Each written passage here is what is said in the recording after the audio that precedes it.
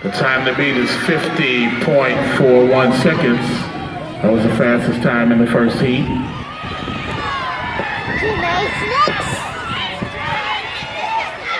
All 4x1 should be checked in.